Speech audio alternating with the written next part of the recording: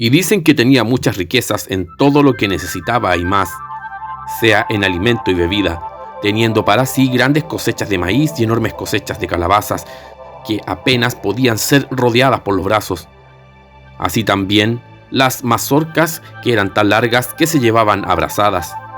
Y así también se cosechaban algodones de todos los colores.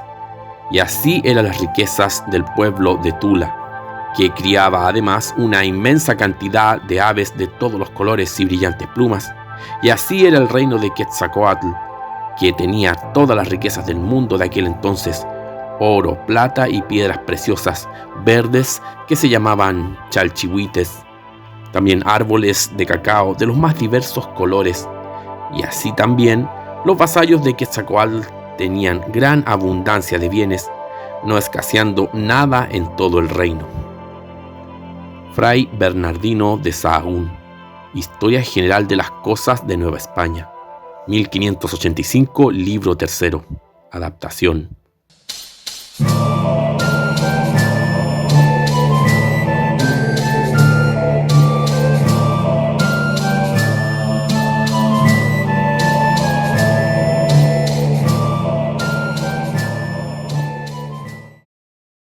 Ingresar en épocas antiguas de la humanidad siempre resulta muy complicado, sobre todo al intentar hacerlo en la historia de nuestra América antes de Colón. Muchos son los entuertos y laberintos confusos en los cuales nos metemos al intentar armar un gran rompecabezas de cómo eran aquellos pueblos y cuál fue el origen mismo de su cultura. Son muchos los aventureros en épocas recientes que han intentado reescribir los orígenes míticos de las civilizaciones antiguas, aludiéndolas como un legado de seres extraterrestres o de sobrevivientes de civilizaciones perdidas en los océanos o tragadas por el tiempo. De esto hablamos hace ya un tiempo en nuestro canal en alusión a la teoría del continente hundido de Mu y Lemuria como origen de muchas civilizaciones antiguas,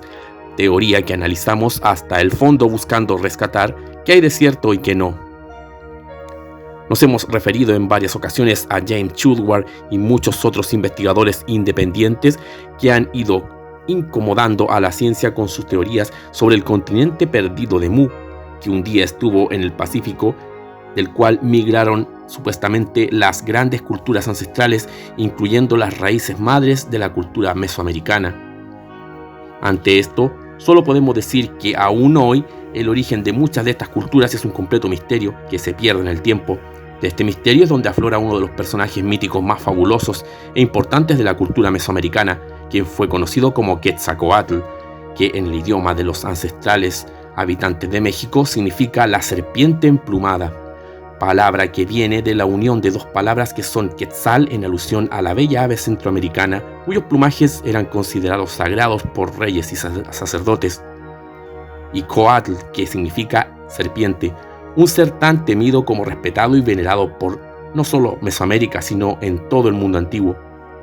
Un ser que representa el tránsito de las eras, la metamorfosis de los tiempos y los conocimientos ocultos de los dioses, la fusión entre lo humano y lo divino, entre los secretos de la materia y del espíritu,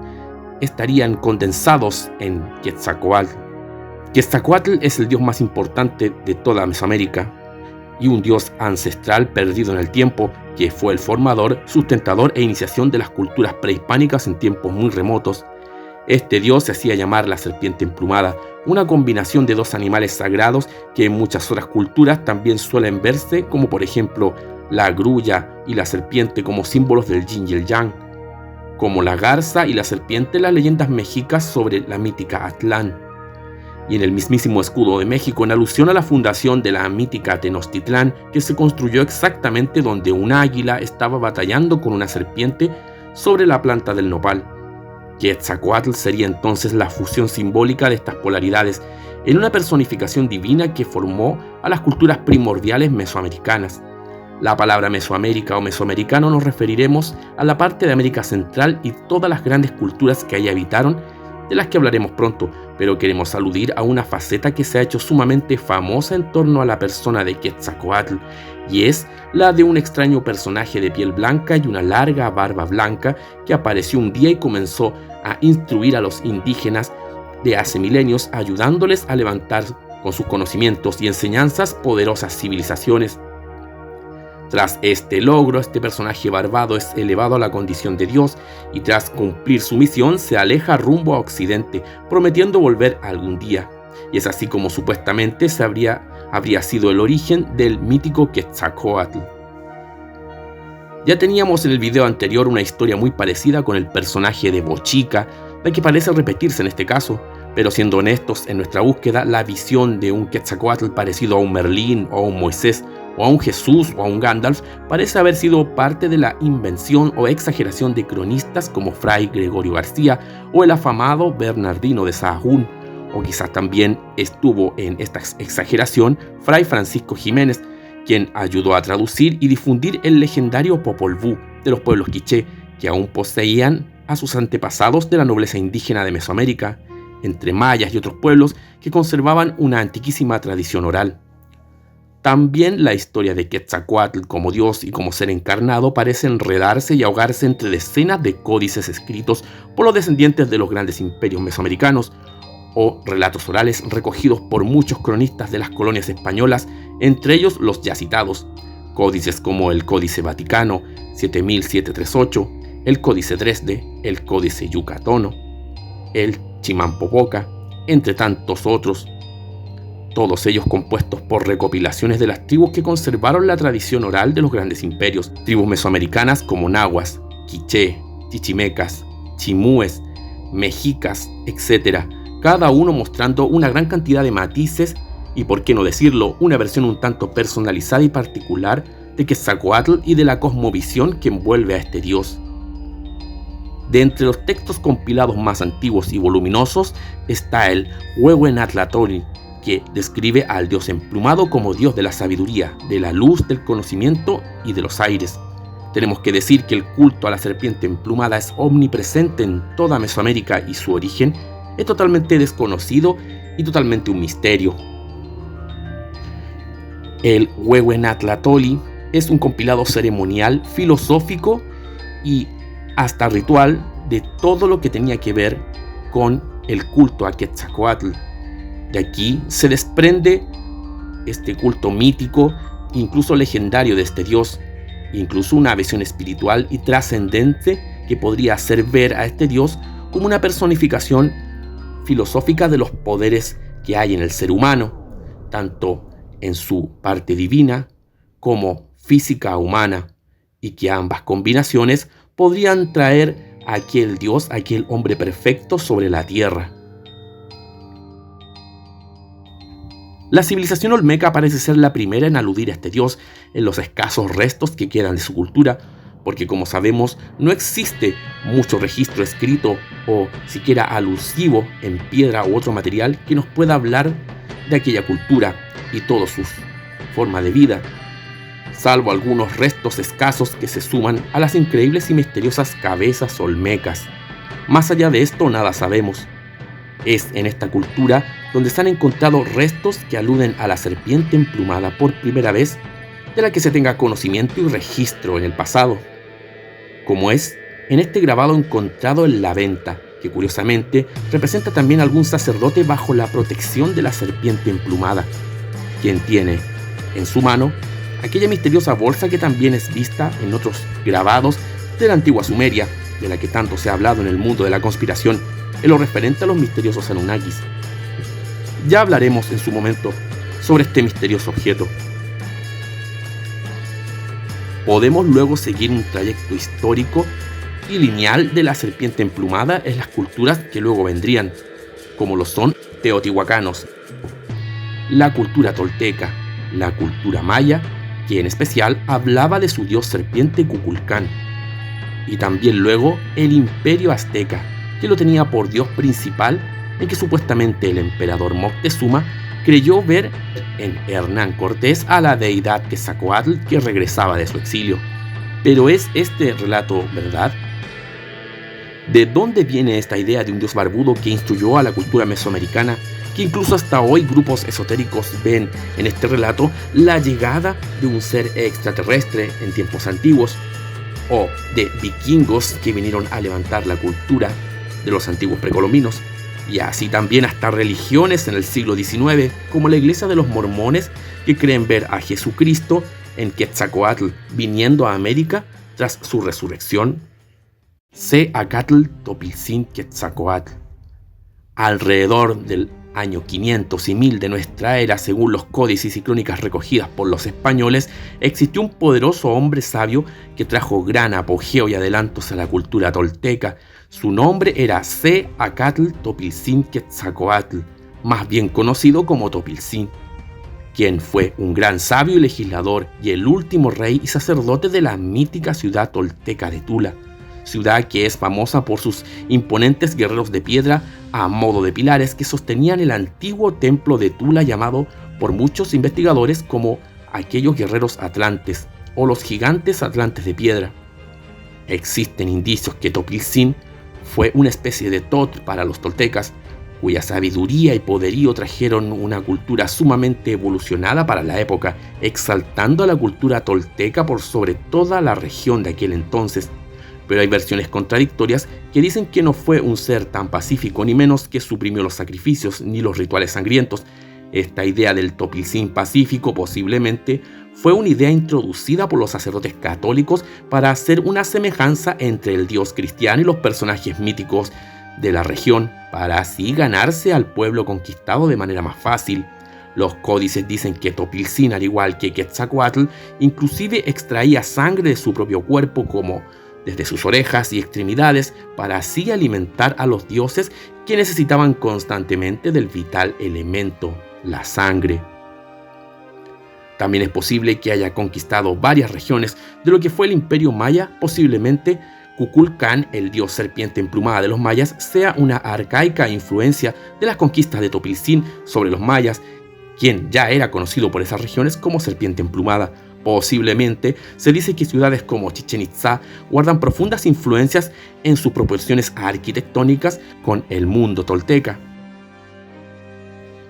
Luego, casi al final de su reinado, Topiltzin es seducido por el dios de la oscuridad llamado Tetzlatipoca, cuyo nombre significa el espejo humeante, ya que este dios portaría siempre un espejo mágico que le daría gran poder y reflejaría otras realidades. Topiltzin es seducido por los secuaces de este oscuro dios y es embriagado y luego termina teniendo relaciones incestuosas con su propia hermana. Comienza luego a despertar pasiones y descontrol en su forma de actuar, a ponerse violento y a desatender a su imperio y a su sacerdocio. Es ahí donde Tetzlatipoca aparece y hace que Topiltzin se refleje en aquel espejo humeante y vea su verdadero rostro, el de los excesos, los pecados y de su mala conducta.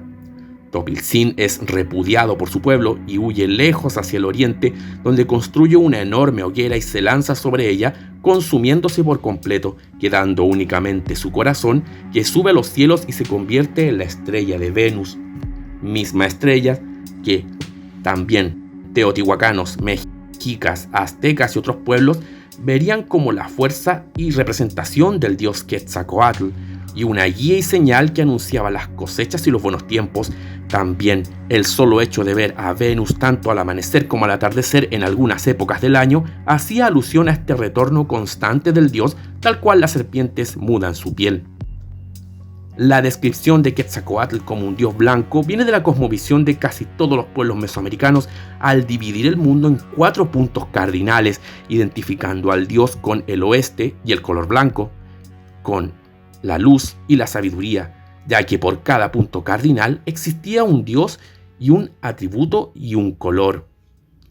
Hay algunas teorías que apuntan a que posiblemente el color blanco en el oeste para el dios sería una alusión a aquellos seres blancos que vinieron un día desde el Pacífico hace milenios a fundar una nueva cultura en América, milenios antes de la conquista europea.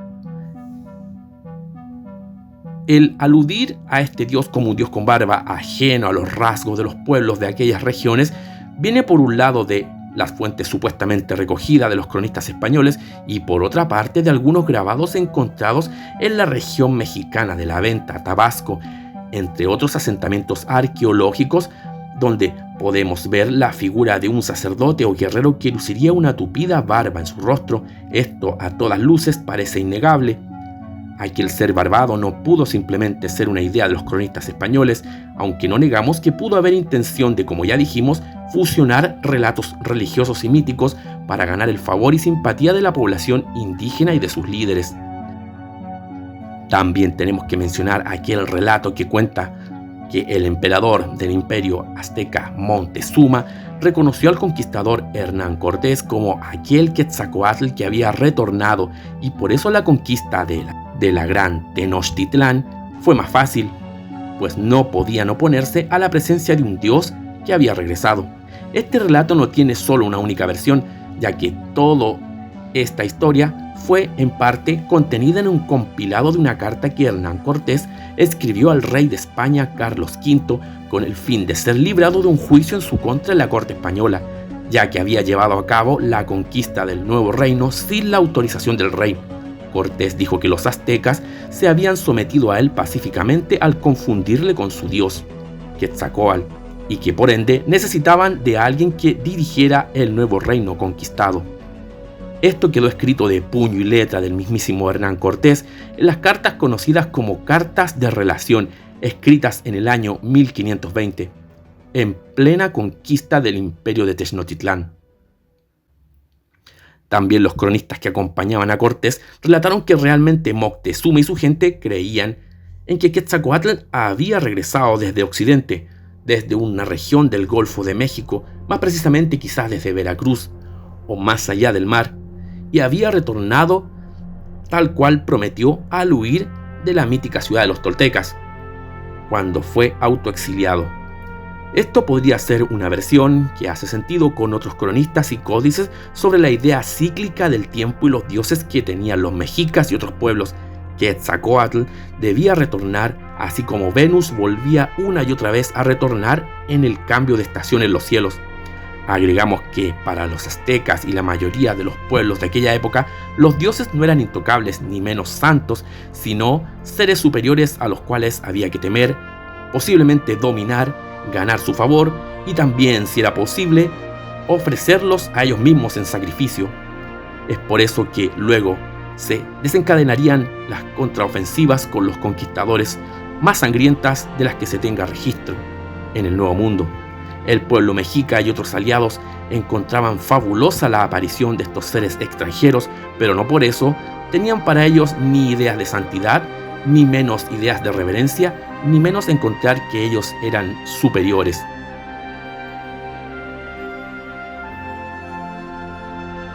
Si te gustó el video, suscríbete y comparte, dale like y presiona la campanilla y así podrás saber en qué momento estamos subiendo nuevo material a nuestro canal. Un fuerte abrazo y hasta el próximo video.